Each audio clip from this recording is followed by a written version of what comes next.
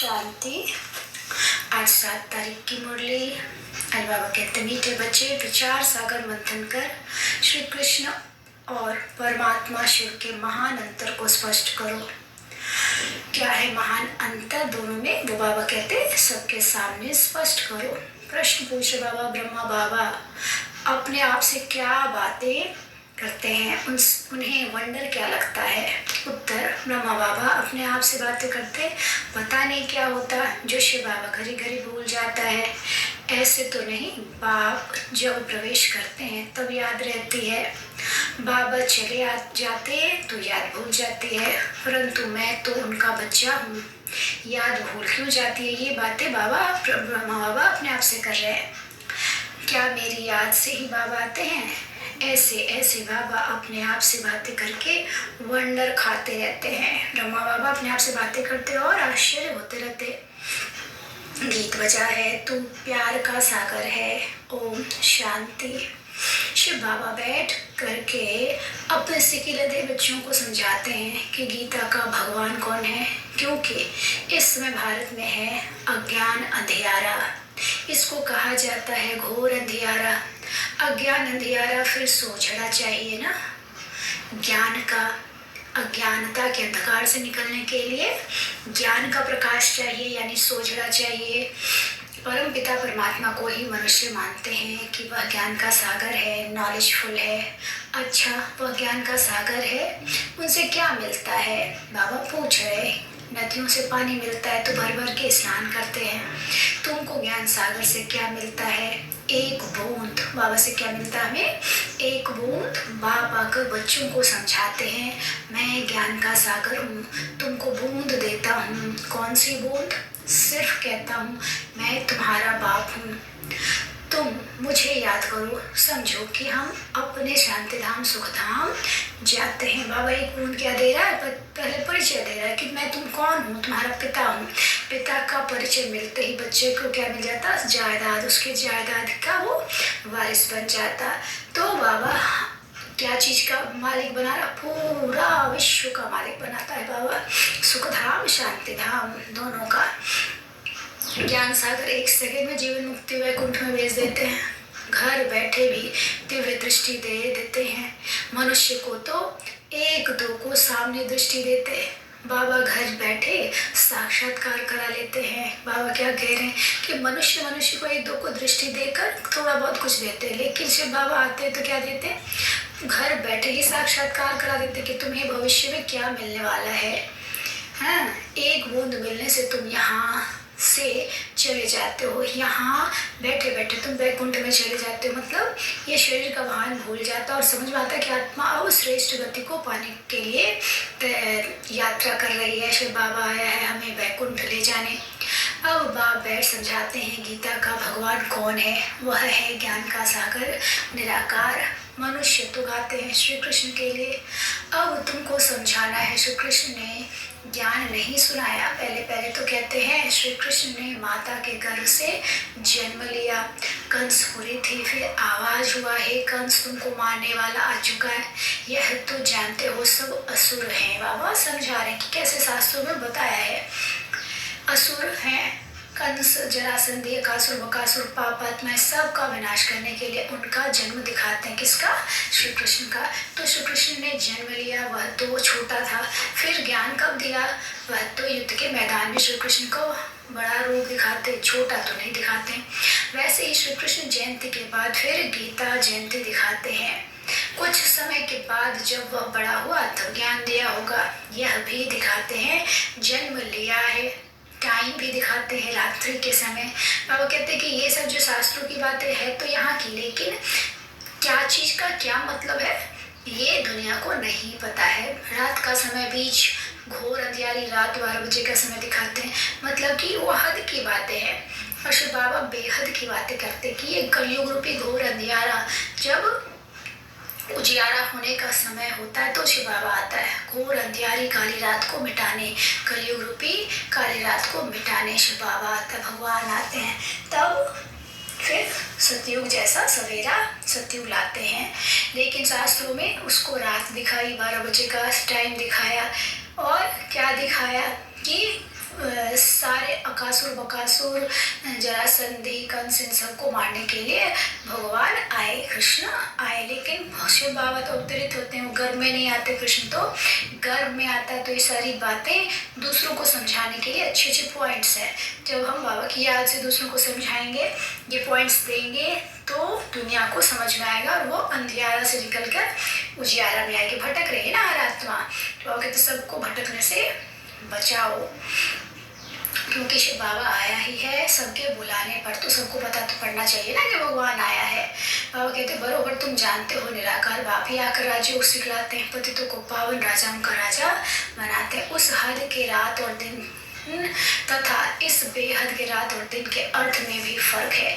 यह संगम जबकि ब्रह्मा की रात पूरी होती है, दिन शुरू होता है, यह है बेहद की रात्रि, अज्ञान अंधियारा सतयुग है सोझरा। उस रात की बात नहीं, ये जो 24 घंटे वाली रात और दिन है उसकी बात नहीं कर रहे बाबा। बेहद की रात और दिन की द्वापर कलयुग है बेहद की रात, ब्रह्मा की रात, और सतयुग त्रेता है बेहद का दिन, ब्रह्मा का दिन।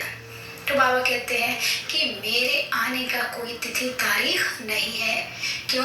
क्योंकि ब्रह्मा बाबा के शरीर में जब शिव बाबा आने लगे तो उनको ठीक से पता नहीं पड़ता था। कुछ होता था तो वो बनारस जाकर अपने कमरे में ही दीवारों पर ही कुछ ना कुछ ड्रॉ करते थे, जिसको वो भी समझते थे। अग्रम बग्रम उनको समझ में आता था, ज्ञान के पॉइंट्स ठीक से ब्रह्मा बाबा को शुरू में समझ में नहीं आता था। फिर धीरे धीरे बाबा समझाते गए, ब्रह्मा बाबा समझते गए। तो बाबा कहते कि मैं बाबा को बहुत याद करना चाहता था, लेकिन जब बाबा प्रवेश करता था तब मुझे याद आता था, और जब वो चले जाते तो मैं भूल जाता था। मुझे ऐसा लगता था कि क्यों? क्योंकि मैं भूल जाता था, बार बार घड़ी भूल जाते थे ब्रह्मा बाबा शिव बाबा को याद करना। तो वो समझते थे कि जैसे आते हैं तब मैं याद रख पाता हूँ भगवान को, और जब वो चले जाते तो मैं भूल जाता हूँ। ऐसे बातें करके अपने आप से ब्रह्मा बाबा बहुत आश्चर्य खाते थे। फिर शिव बाबा बताते हैं कि भगवान श्री कृष्ण को हाजिरा हजूर नहीं कहेंगे, शिव बाबा को हाजिरा हजूर कहेंगे। वो तो घर में आने वाला मनुष्य, लेकिन दैवी गुण धारण करने वाला है।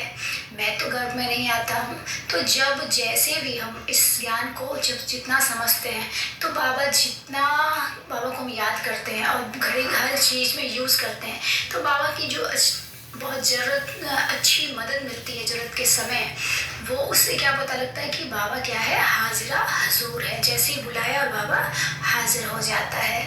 ये फ़र्क है। फिर बाबा कहते तुम्हारी शिव जयंती व शिवरात्रि कहो। शिव जयंती कहना ठीक है, यह भी समझाना होता है। वह गर्भ में तो नहीं आते ना शिव बाबा, इसलिए उनकी जयंती मनाते हैं, वो अवतरित होते हैं। और श्री कृष्ण की तो 8 पीढ़ी चलती है, डिनास्टी होती है।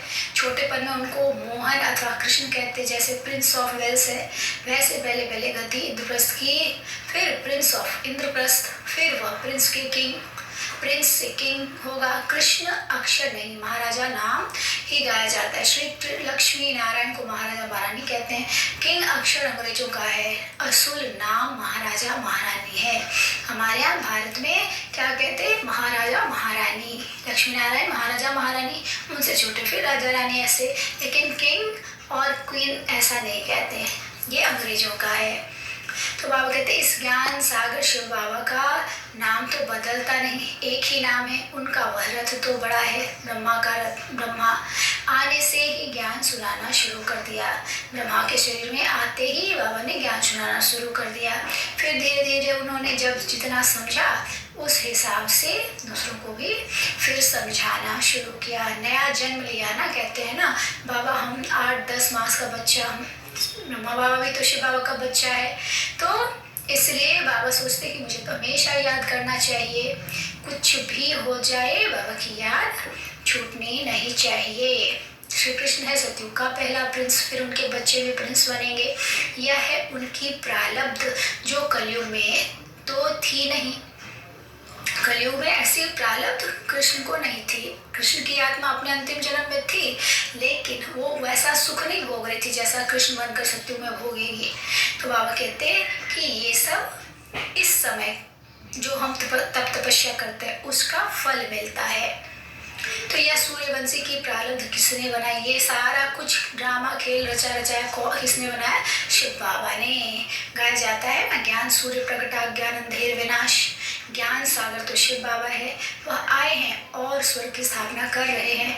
कंट्रास्ट बतलाना है, श्री कृष्ण कैसे घर में आया दिखाते हैं। वहाँ कंस जरासंध आदि थे, परंतु वहाँ यानी सत्युग में असुर तो हो न सके। असुरों और देवताओं की लड़ाई दिखाते हैं, तो जरूर असुर कलयुग अंत में है होंगे, देवता सत्युग आदि में होंगे। और कहते ऐसे ऐसे करके समझाना है लोगों को कि असुर कलयुग में है, सत्युग में देवताएं हैं।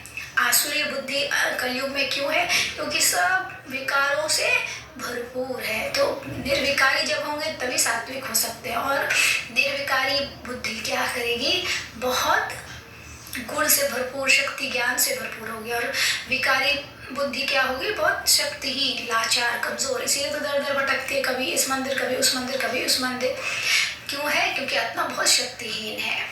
बाबा कहते हैं असुरों से लड़ाई चली है, मुसलमानों का राज्य भी देखते हो ना, बरोबर यादव कौरव पांडव भी हैं, पांडव हैं नॉन वायलेंस योग बल वाले। यहाँ तो रक्त की नदियाँ बहती रहती हैं। कहाँ, भारत में तो रक्त की नदियाँ बहती रहती हैं। पार्टीशन के टाइम में भी बाबा ने कहा कितने खूने नायक खेल हुआ, फिर आने वाले समय में भी ऐसा ही होगा, क्योंकि यहाँ पाप बहुत ज्यादा है। तेरी मेरी, इसको फंसाना उसको गिराना, उसको ये इसमें जाओ, जितना ब्रेन गेम खेलेगा, जो जितना ज्यादा चालाकियां करेगा वो उतना फंसता चला जाएगा। बाहर में क्या है, सबको अपने अपने से मतलब, किसी कोई फालतू की चक्कर में नहीं जाते। इसलिए बाबा कहते हैं वहाँ नेचुरल कैलेमिटीज से मौतें नहीं होंगी, वो भारत में होंगी, क्योंकि दर्द दिया है तो दर्द उसी हिसाब से भोगना पड़ेगा ना। लेकिन बाहर में बॉम्ब गिरेगा, खत्म, सेकंड में सब चले जाएंगे। तो यहाँ दर्दनाक मौत होगी, क्योंकि बहुत अशुद्धि है, बहुत चालाकी है। इसलिए बाबा कहता मुझे कौन पसंद है, सच्चाई और सफाई वाले बच्चे। कृष्ण की भी उल्टी सुल्टी बातें बतलाते हैं, कुछ तो सुल्टी कहानी भी बताओ ना। बाबा कहते हैं कि शास्त्रों में भी इतना कुछ कृष्ण के लिए भी उल्टा कह दिया है। चोरी करता था, माखन चुराता था, सतयुग का प्रिंस क्या चोरी करेगा, है तो कितना कलंक लगा दिया है। जबकि सतयुग का प्रिंस का गुण क्या बता रहे बाबा, सर्वगुण संपन्न, 16 कला संपूर्ण, संपूर्ण अहिंसक, संपूर्ण निर्विकारी, मर्यादा पुरुषोत्तम, अहिंसा परमो धर्म, सारा कुछ ये सब क्या किसके गुण है, देवी देवताओं के, श्री कृष्ण के। अच्छा, उन्हों को राज्य किसने दिया, अब इतना गुणवान किसने बनाया, इतना राज्य भाग्य किसने दिया, तो जरूर जो पुरुषार्थ करा होगा उसी ने तो दिया ना। और ये पुरुषार्थ मनुष्य तो करा नहीं सकता, तो परमात्मा के अलावा कोई भी नहीं करा सकता। तो इस बात को समझकर और विचार सागर मंथन करना चाहिए बहुत, या बाबा की मुरली को बार बार पढ़कर फिर सोचना चाहिए कि बाबा ने क्या बोला, मैं दूसरों को कैसे समझाऊं। तो जब समझाएंगे बाबा की मदद भी मिलती है, और हम भटकती हुई आत्माओं को ठिकाना भी देते हैं, हमारा भी भाग्य जगता है।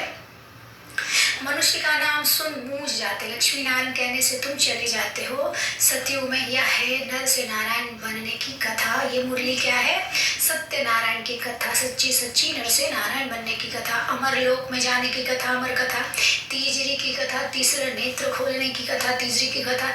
तो ये है एक्चुअली में, ये मुरली है, ये सब कथा। बाकी सत्यनारायण की कथा जो दुनिया करती है उसमें क्या होता है, कुछ भी नहीं होता, उन्हें खुद ही नहीं पता होता है।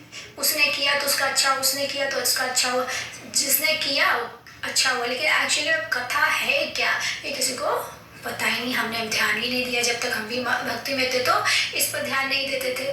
अब बाबा ने क्लियर किया कि भाई वो कथा है क्या, जानो तो कथा एक्चुअली में ये है, ये मुरली शिव बाबा की मुरली। गाया जाता है ना, आत्मा परमात्मा अलग रहे बहुकाल सुंदर मेला तब लगा जब सतगुरु मिला दलाल। तो सतगुरु शिव बाबा दलाल के रूप में हमारे कचरा कीचड़ पट्टी कर्म को लेकर हमें सत्युगी स्वर्ग राज्य भाग्य देता, स्वर्ग देता, गुणवान शक्तिवान और ज्ञानवान बनाता है। ये है उस परमात्मा दलाल का व्यापार, क्या देकर क्या लेकर क्या देता है। तो बाबा बताते हैं कि किससे तुम सौदा कर रहे हो इसका एहसास होना चाहिए। भगवान से कोई छोटी बात नहीं है। भगवान को जब जितना हम सोचते हैं वो हम बुला रहे हैं वो थोड़ी ना आएगा, लेकिन नहीं, वो पिता अपने बच्चों के लिए नहीं आएगा तो फिर किसके लिए आएगा। तो जब हम बुलाते हैं पिता के रूप में तो वो आता ही है, हर संबंध का सुख देता है, फिर हर संबंध की अनुभूति जरूर करना चाहिए, हर से यूज करके देखना चाहिए कि सच में भगवान आया हुआ है, क्या सच है ये बात। जितना आप यूज करेंगे उतना आपका भाग्य चमकेगा। अच्छा, मीठे मीठे सिखिलते बच्चों प्रति माता पिता बाप दादा का याद प्यार और गुड मॉर्निंग। रूहानी बाप के रूहानी बच्चों को नमस्ते, हम रूहानी बच्चों के रूहानी दादा को नमस्ते बाबा नमस्ते। वरदान है आज का, बुद्धि के चमत्कार द्वारा आकार में साकार का अनुभव करने वाले दिलाराम के दिलरुबा भव।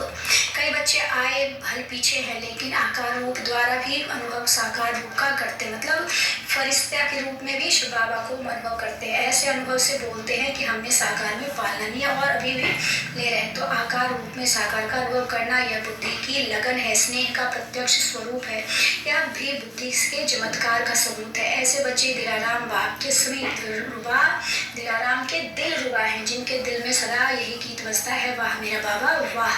जितना हम बाबा को अनुभव करेंगे, यूज करेंगे तो उनसे प्राप्ति से भरपूर होंगे और बाबा की मदद की अनुभूति हमें वाह वाह के गीत गवाएगी। स्लोगन, त्यागी आत्मा के हर कर्म व कदम में सफलता समाई हुई है। त्यागी आत्मा के हर कर्म में व कदम में सफलता समाई हुई है। त्याग से भाग्य मिलता है।